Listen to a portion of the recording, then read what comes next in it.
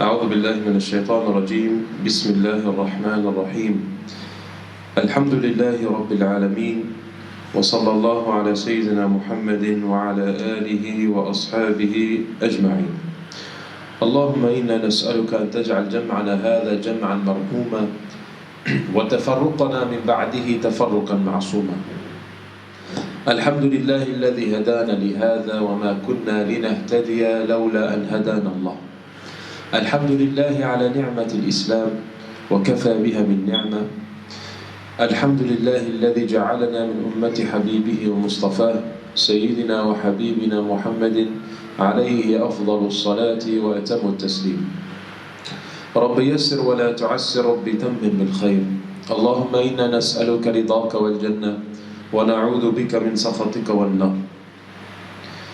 We ask Allah subhanahu wa ta'ala to make our gathering one which is enveloped by His rahmah, His mercy, and our departing afterwards to be one which is protected by Allah subhanahu wa ta'ala's divine guidance and protection.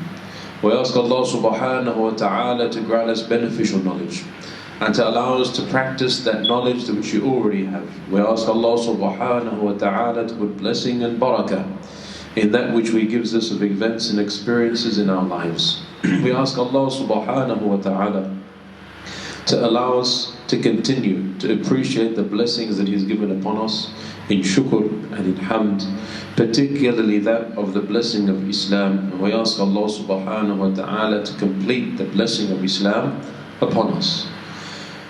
Alhamdulillah, we praise Allah, we thank Allah subhanahu wa ta'ala. And in these sessions, inshallah, we will recommence looking at the hadith of Rasulullah sallallahu alayhi wa sallam in the text called Mukhtar al-Hadith, prophetic selections. Inshallah, in today's hadith, we'll take قال رسول الله صلى الله عليه وعلى آله وصحبه وسلم جالس الكبراء وسائل العلماء وخالط الحكماء حديث صحيح رواه الطبراني.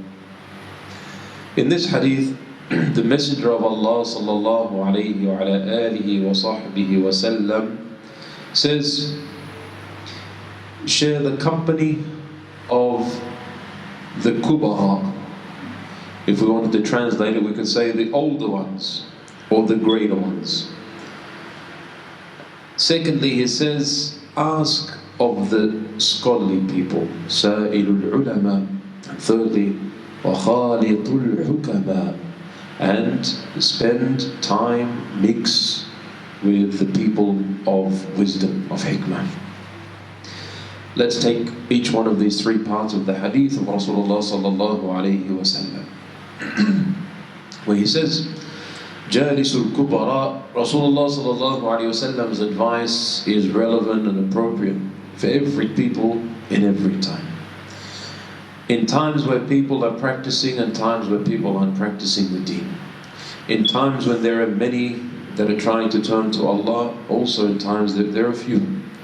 He gives us this timely advice, and the first part of it, which is Jalisul Kubara. If you're going to seek a jalsa, if you're going to seek a sitting, then make sure you sit with the people of greater age, the people who have moved on in life. Al-Kubara is the first meaning. The elderly. A human being, as he or she gets older in life, they go through experiences.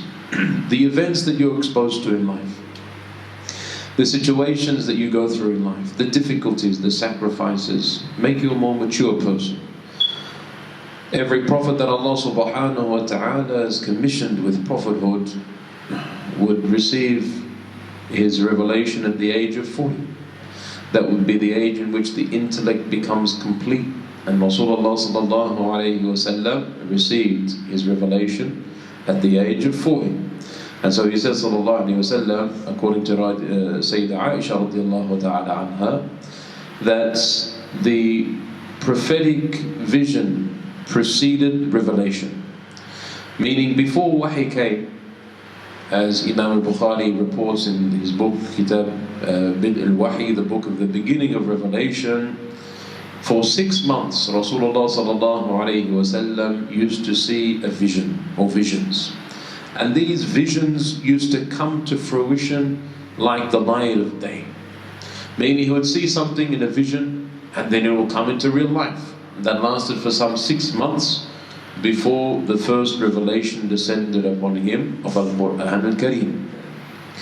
And so the Prophet Muhammad ﷺ, before that age of 40, it became beloved to him to spend time away from people and away from city life in Mecca. And that's where he used to climb Jabal An-Nur. And if you've ever climbed Jabal An-Nur, then firstly you'll know it's an extremely steep ascent. As difficult as it is getting up, it's also difficult coming down.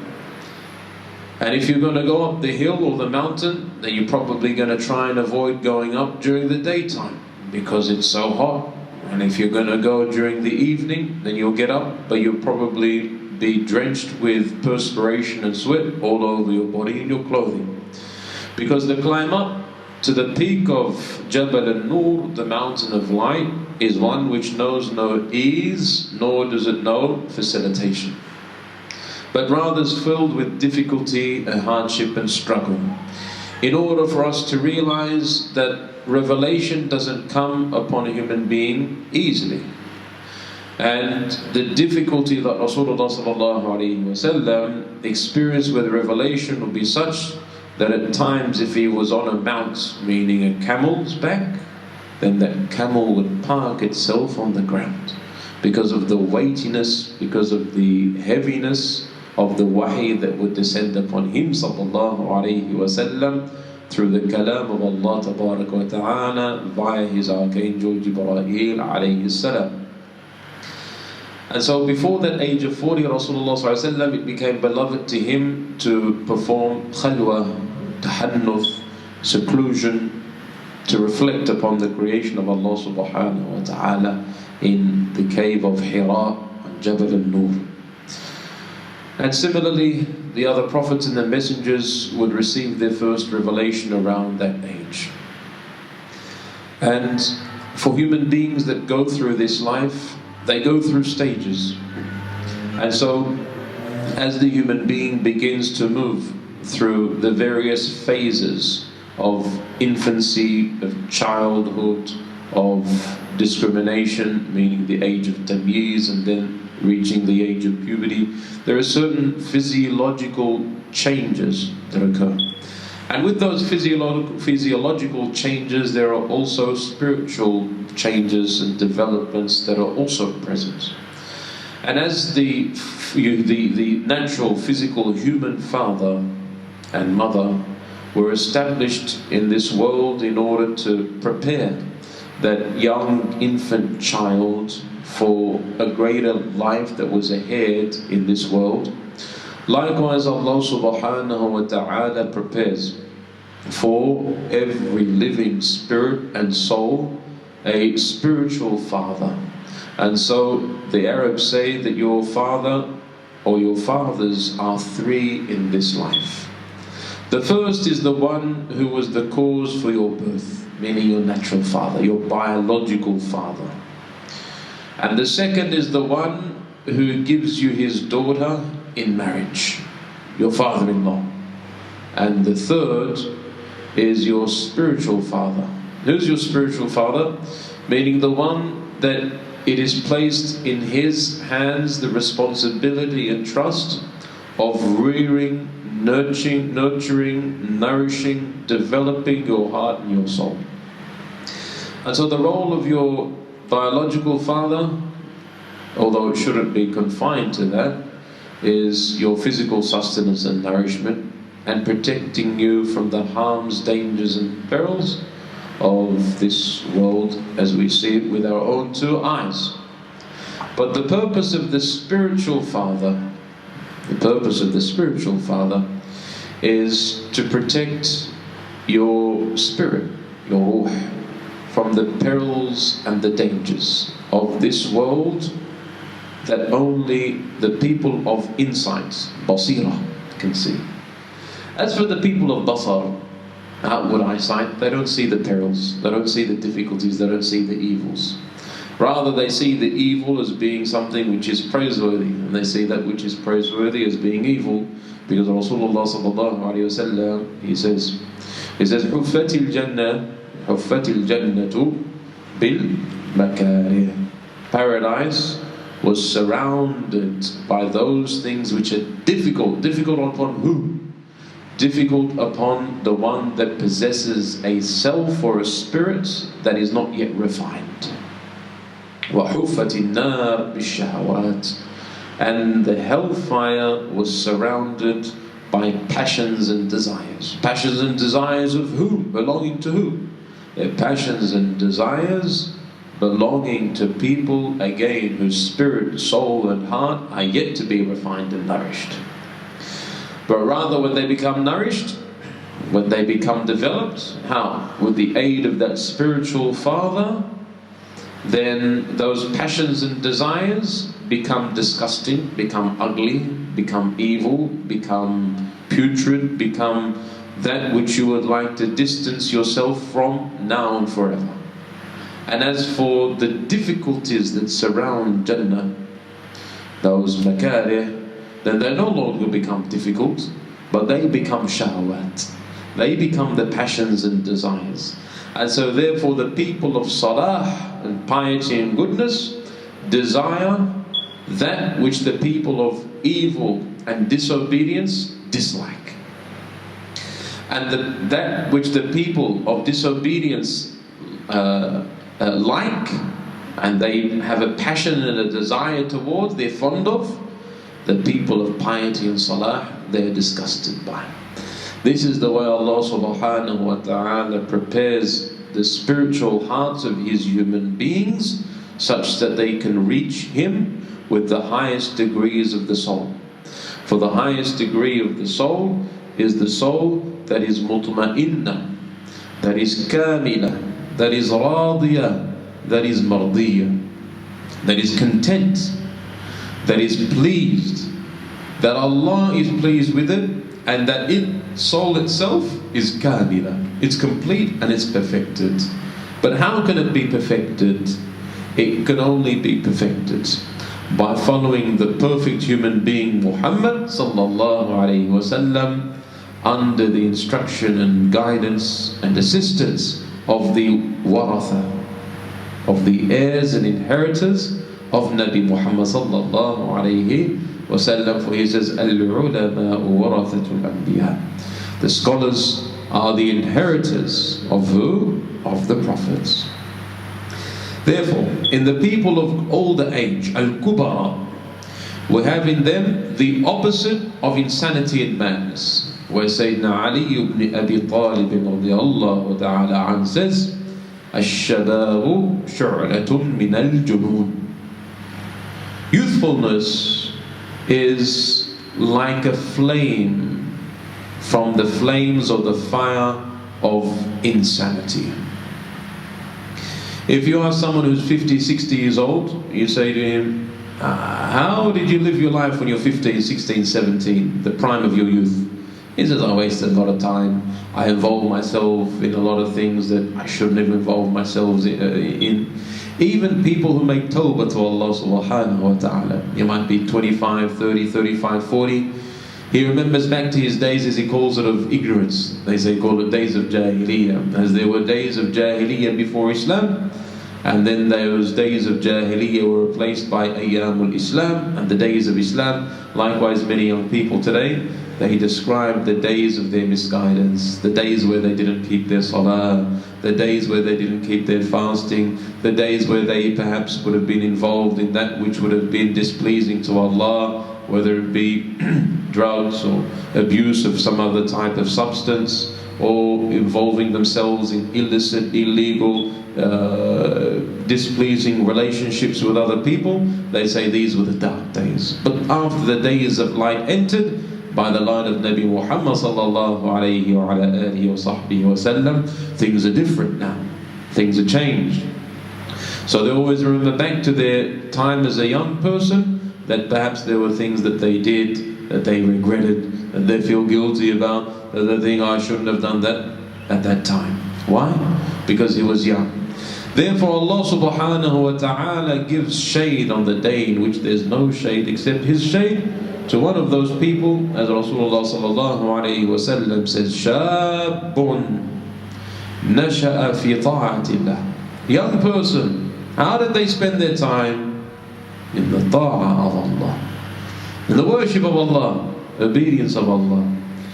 Meaning they wouldn't leave a fard salah, meaning they wouldn't leave a fard, an obligatory day of Ramadan, meaning they wouldn't insult another person, they wouldn't lie, they wouldn't steal, they wouldn't oppress, they wouldn't commit an act of injustice, they wouldn't allow their eyes to glance at that which was displeasing to Allah.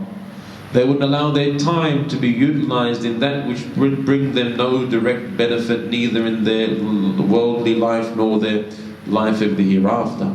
Shabun nasha'a fi ta'atillah.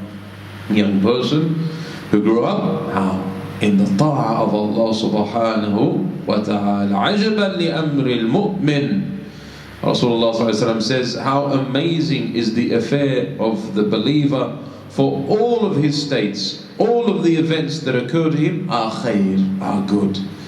If a difficulty were to afflict a mu'min, then he will have sabr.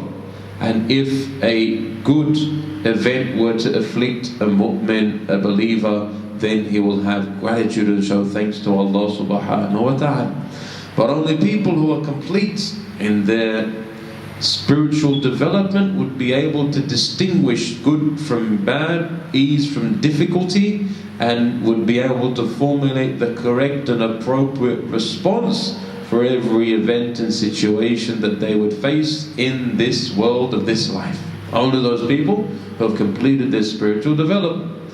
And so therefore, when we begin to spend more time with al-kubara, jalisul kubara, spend more time, sit in the company of the elderly. Our grandparents, those of us who have grandparents that are still alive, our grandmother, our grandfather, our great-grandmother, our great-grandfather, perhaps only one grandparent. How much of our week do we spend in their company? Or do we say, there's no use me spending time with them, there's such a gap between my generation and their generation, we're the generation of technology, we're the generation of what do you call the I generation, I don't know what they call nowadays. Everything is iPod and iPad and I this and I watch and everything ana, I do everything, and I'm the most important, and I'm the center of attention, and I'm the one that's worthy of respect and dignity and honor. And so this old generation, they don't know. All they did was come to this country in order to find a better economic livelihood, and they didn't come for the sake of Allah. Or some people claim, were it not for that generation, Habibi, you wouldn't be here. Therefore, some young people here in our country have a misunderstanding and a misconception as to the role and function of the generation of their parents and the generation of their grandparents. Some people say, out with the old and in with the new.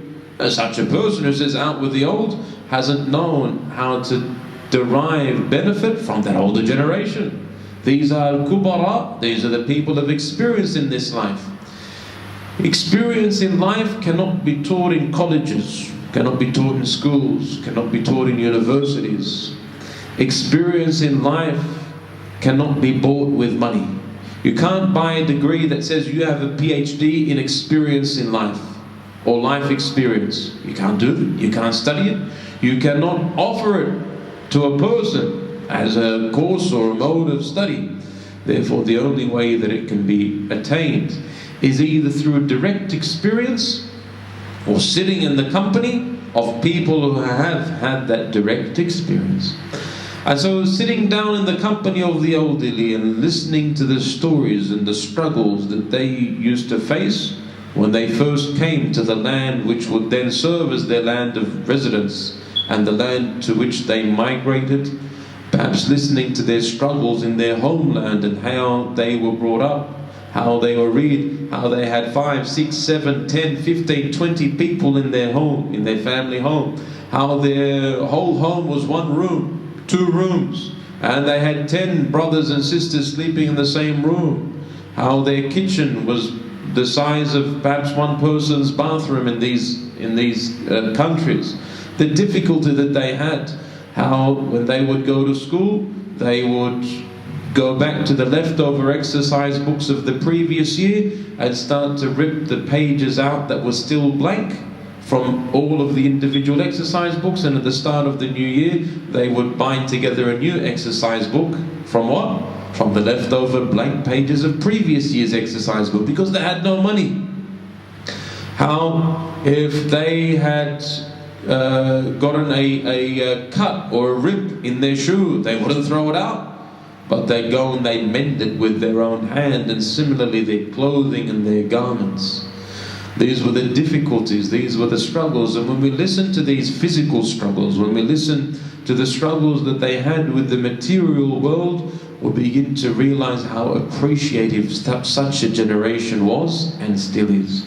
We begin to listen, when we're in their company, the frequent use of the kalima of the word, praise be to Allah, alhamdulillah, alhamdulillah. But when you spend time with the younger generation, little do you hear alhamdulillah. But you say, you hear, I demand this and I demand that, and I deserve this and I deserve that. You need to give me this and you need to give me that. I'm the one that you need to fulfill your rights towards me. That's what we hear from a younger generation. But the older generation, alhamdulillah. We hear forgiveness, we hear pardon, we hear rahmah, we hear mercy, we hear wisdom, we hear compassion, we hear kindness. We hear words that are able to penetrate hearts that are coarse, hearts that are difficult, hearts that are solid. Why? Because these are people who have gone through life and experienced life. Jalisul kubara. And so Rasulullah sallallahu alaihi wasallam, when he is asked by one of the companions, who is more deserving of my companionship, Rasulullah says, Ummak. He says, your mother. He says, then who? He says, then your mother. He says, then you. He says, then your mother. He says, and then who? He says, then your father. He didn't say your brother, he didn't say your sister, he didn't say your cousin, but rather he referred that person to the generation before him.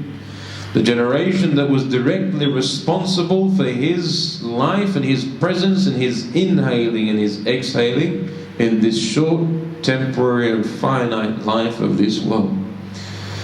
And so if we realize the importance and the honor that is due to that generation, then we begin to realize the value of spending time in their company. And so therefore, our intention tonight is for those of us that have members of our older generation who are also related to us by blood, by lineage, parents, grandparents, great-grandparents, or even older uncles and aunties, then we make the intention to visit them for the sake of Allah subhanahu wa ta'ala. Many people nowadays no longer have time to visit because he gets back home from work at a late time, 7, 8, 9 o'clock. His weekends, perhaps he's working a second job, no longer any time to visit one another. This silatul rahim, this ensuring that our kin relationships are established in the strongest of manners and the greatest of bonds, is one of the greatest principles of this deen of Islam. Because when Allah subhanahu wa ta'ala created this womb, ar-Rahim, and it began to cling onto the pillars of the throne of Allah, Allah subhanahu wa ta'ala says, He says, I shall extend relations with those who extend relations with you, and I shall sever relations with those who sever relations with you. The importance of our relations that are based on lineage, on blood, on family. Jalisul kubara, he says sallallahu alaihi wasallam, spend time in the company of the elderly, because the time that we spend in the company of the elderly, usually these are a generation and a people who have gone beyond the outward attachment to the temporary life of this world. Young guys and girls, what are they worried about? Young guys worried about how good his car looks, how polished it is, what his newest phone is, what his newest device is. Young girls, what are they worried about? Worried about my makeup, nail polish, the way my hair is, the dye, the streaks, black, purple, brown, blonde, orange, green, yellow, rainbow. Worried about my latest dress. I can't wear this dress to the wedding on Saturday night because I wore the same dress 3 weeks ago. Huh? And did you wear it anywhere else? No. So why can't I wear it in 3 weeks' time? Because they'll see me. Who'll see you? The people. And they'll know that I'm wearing the dress for the second time. And? It's haram? No. Makruh? No. It's unlawful? No. It's disliked? No. The anger of Allah will be upon you, and Rasulullah ﷺ, if you wear the same dress twice to the second wedding? No. So what's the problem? I don't want people to see me in the same dress. Astaghfirullah. Better for you stay at home and not go out anywhere, because you're just going out for people. She saw me and she didn't see me, and I'm done up for this person, I'm not done up for that person. Therefore your leaving the house is not for the sake of Allah. And so when this becomes the habit and the custom of people of such a generation, then this is an indication and a sign that such a generation needs to spend more time in the company of those who are detached from the life of this world. Who are they? The older people? Your 70-year-old grandfather, do you think he's worried about driving a 2015 Subaru, I don't know what, or 2001 model? Does he really care? I don't think he cares. Man, as long as it works and it's not going to break down when he goes from his home to get out his groceries, or his home to the masjid, or his home to the doctors, he doesn't really care. He doesn't care what color the car is. He doesn't care whether it's a latest model this year or 50 years ago. As long as it works and it's got rejo, and mashallah, alhamdulillah. Do you think your 75-year-old grandmother is worried about whether her dress is light pink or dark pink? Do you think she's worried about whether Khadija or Aisha saw her 2 years ago in the same dress at that wedding or not? I don't think so. That's not her worries. Do you think they're worried about whether the next door neighbor sees them in the best outfits and the best cars and the best fixtures and furnishings inside the house? No. But rather, what are they worried about? They're worried about, did I recite my wird of Quran today? Did I do my 1,000 Qul Huwallahu Ahad today? Did I do my 1,000 Salah ala Nabi Muhammad sallallahu alayhi wa sallam today? Did I intend good intentions today? Did I have a good word to say to my children and my grandchildren and those who come to visit me? Did I, when I cooked this evening or cooked this afternoon for lunch, did I say Bismillah when I was preparing the food, when I was cutting up, when I was dicing the tomatoes, when I was putting together and stirring on the stove? Or was I heedless of the dhikr of Allah subhanahu wa ta'ala? This is the concern. This is the worry of the people of that generation. Their worry is, how am I going to please Allah?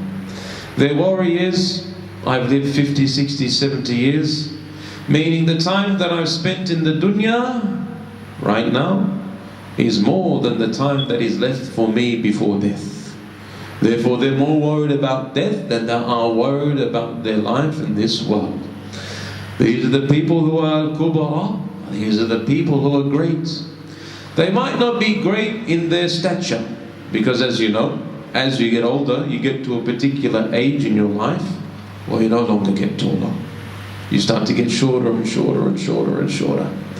And so the 70-year-old, the 80-year-old, the 90-year-old, where once upon a time, when he was the age of 25, 30, he may have been, 6 foot, 1.8 meter tall, 1.9 meter tall, he'll start to decrease.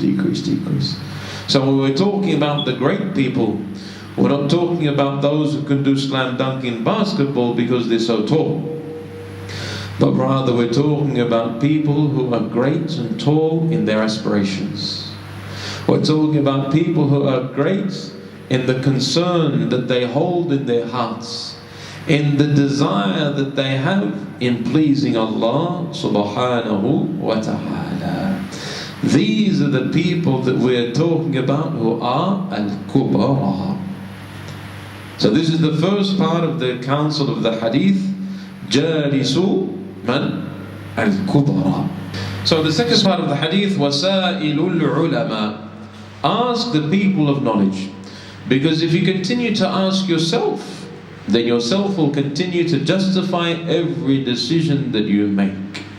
Why? Because the self tries to find loopholes, easy ways out in life.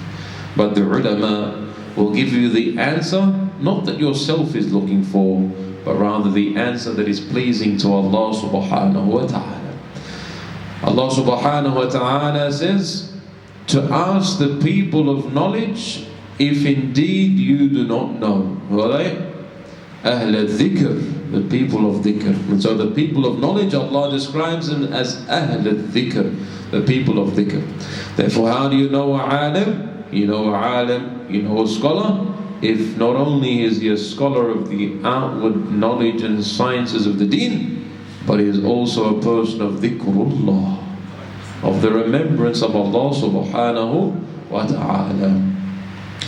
وَسَائِلُ الْعُلَمَاء, ask the ulama, ask the people of knowledge, because it is through the ulama that you will learn how to live for the akhirah. The ulama, the scholars, will teach you how to live for the next life. But the people of the dunya will teach you how to live for this life. And so therefore when you die, you finish living. But when you ask the scholars and you spend time in their company, they will teach you how to live for the next life. If they teach you how to live for the next life, what that means is once you die, your life continues. Because you're unlike those people who were taught how to live only for this life.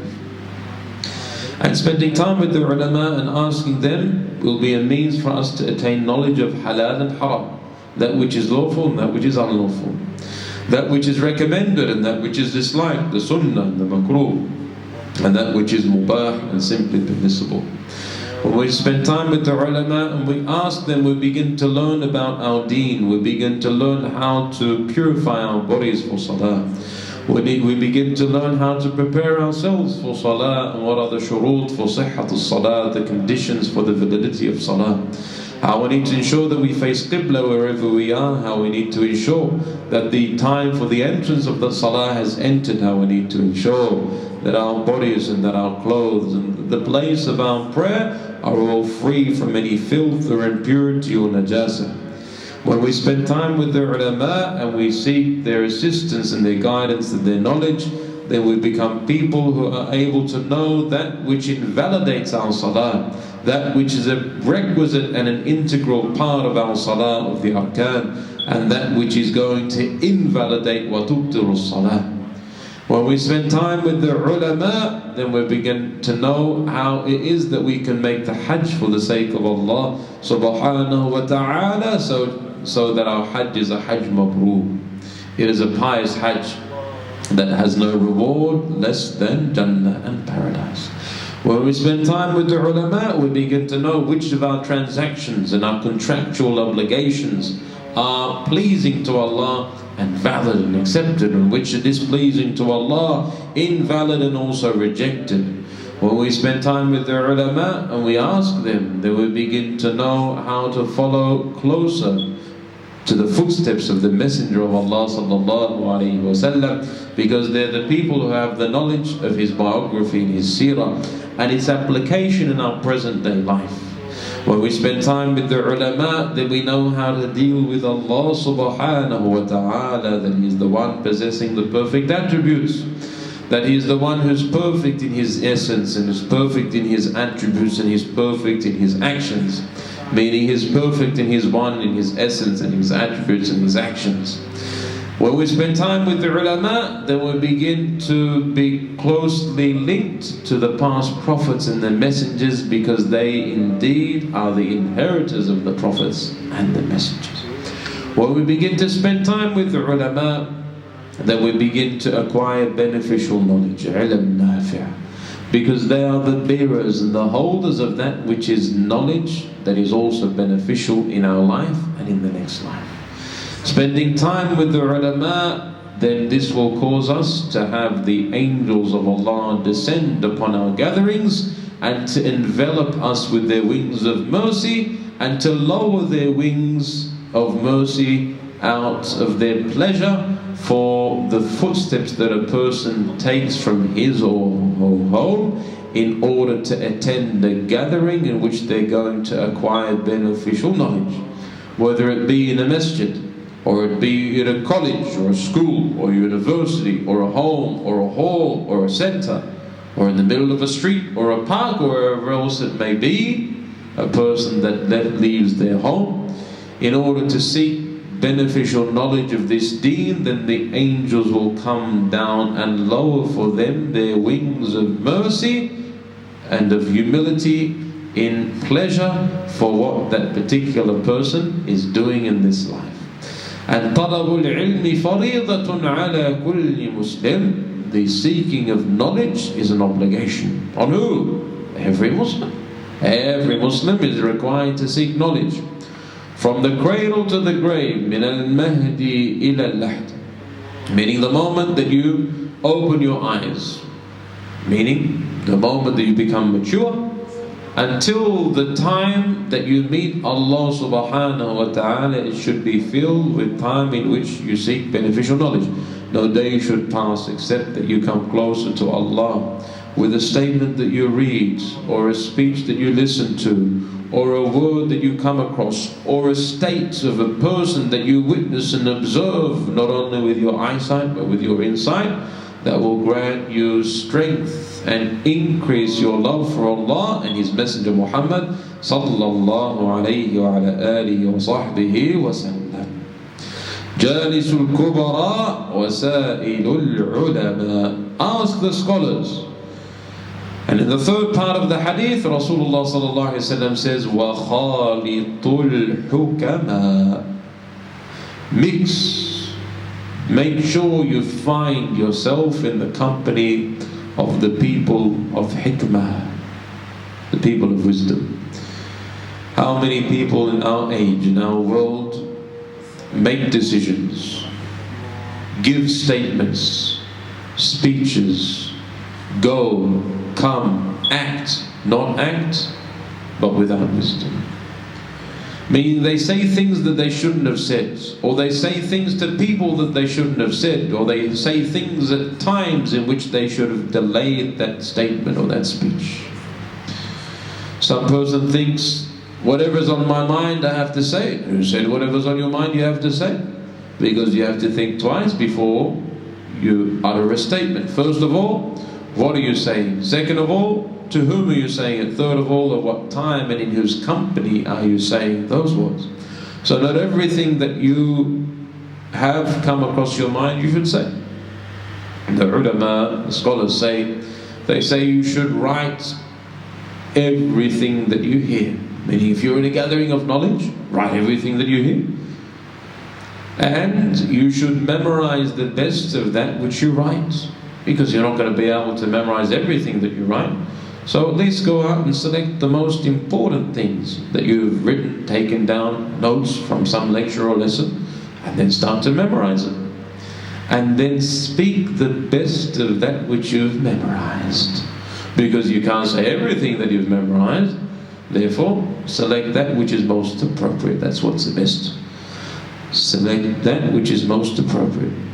But because many of us in our age, in our generation, in our world, have neglected wisdom in our dealings, have neglected proper speech, wise words in our speech, we no longer think before we say. We no longer think before we type. We no longer think before we write. We no longer think before we behave. And so many adults in the world are like children. If you have ever been in charge of a group of 7-year-olds or 8-year-olds, they'll do things in a classroom, or you ask them, why did you do that? I don't know. They don't know. They didn't think before doing it. They don't have that capacity. They're not mature. Their intellect hasn't yet completed in its development. And so therefore, they will do certain things that we question its validity, we question its wisdom. And they're not to blame. But who's to blame? Adults are to blame. Adults will do things or say things, will be in certain places that we question the appropriateness of what they say, to whom they say it, and in what company they say it. So when we spend time with the people of hikmah, who are the people of hikmah? Man samata najah.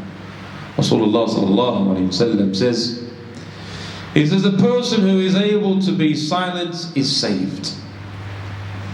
A person who is able to be silent is saved.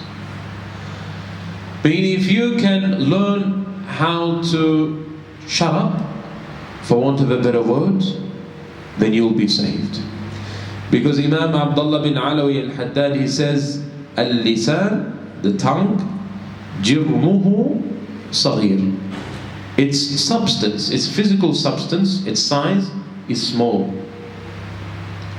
However, that which it is able to acquire of evil is great. Meaning the tongue is a small organ, but the destruction that it can cause is great. It can lie, it can swear, it can insult, it can upset, it can backbite, it can be treacherous, it can say words that are not only displeasing to Allah but also taking a person outside the fold of Islam. It can break relations between two very close family members or friends or companions that have been together for decades. This is all the result of what? Of an untrained tongue. Sayyiduna Abu Bakr radiallahu ta'ala an, it was narrated that at times he would place a small stone in his mouth. Why? Such that when he wanted to speak, he'd take it out. Meaning he'd be conscious of what he'd say. And he was noted to have always interjected in his conversations the statement, La ilaha illallah. He'd speak, and they say, La ilaha illallah. Speak, La ilaha illallah. Such that all of his conversations were infused with the dhikr of Allah. Nowadays you go to the supermarket, one of the aisles where they sell tea and coffee, you can get tea, herbal infusion, infused with jasmine, infused with cinnamon, infused with I don't know what flower. But we want speech of human beings that is infused with the remembrance of Allah, the dhikr of Allah. And by Allah, a speech which is infused with the dhikr of Allah will not know how to harm a person, will not know how to insult a person, will not know how to lie against another human being, will not know how to say a word that is harsh or will cut another human being. How? Because it's a conversation that is infused with dhikrullah tabaraka wa ta'ala. So, in summarizing the hadith of Rasulullah sallallahu alayhi wa sallam, reported by Imam al-Tabarani and classified as sahih, he says sallallahu alayhi wa sallam, jalisul kubara, spend time in the company of the elderly, wasailul ulama, ask the people of knowledge, وَخَالِطُ الْحُكَمَاء, and mix with the people possessing wisdom. May Allah subhanahu wa ta'ala grant us great hearts, long lives, much beneficial knowledge, and copious amounts of wisdom in that which we say, that which we do, and that which we choose not to say, and that which we choose not to do. Walhamdulillahi Rabbil Alameen. وصلى الله على سيدنا محمد وعلى آله وأصحابه أجمعين.